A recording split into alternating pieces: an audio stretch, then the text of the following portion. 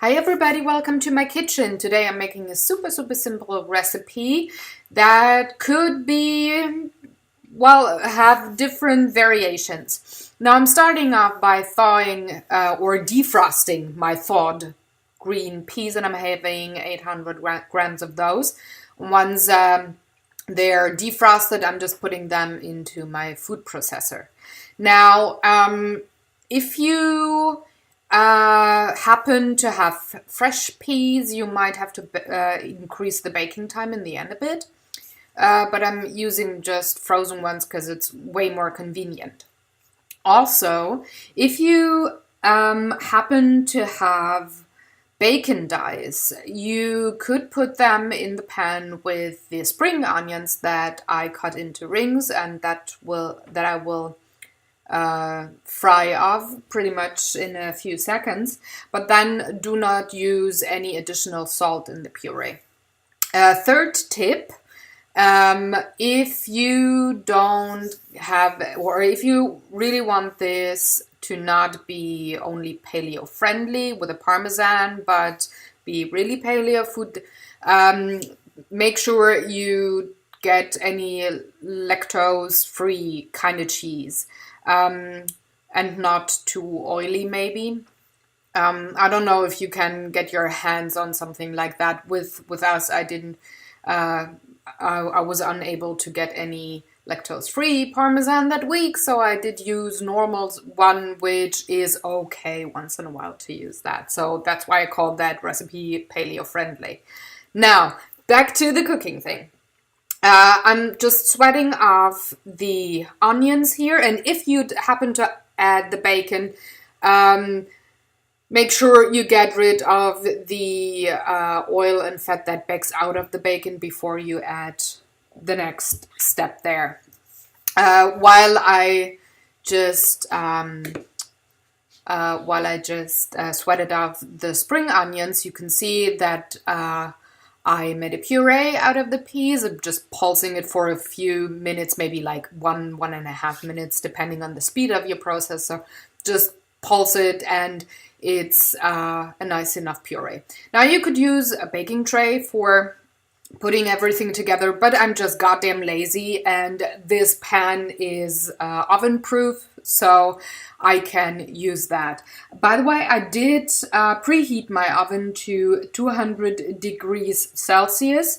If you have air ventilation in your oven, just go with 180, that's fine. Now I'm adding the first 100 grams of Parmesan, and I'm just mixing it into the puree. And then I'm seasoning it with salt and pepper. Again, if you add the bacon, don't go with the salt there. It's salty enough with the bacon dice. Also, I'm adding my 20 to 25 grams of butter here. And this is also lactose-free butter. We can get that here, yay. And I'm just mixing everything in the residual heat of the stove. Just having everything nicely, and the butter helps to have the puree become kind of creamy and silky, which I like a lot.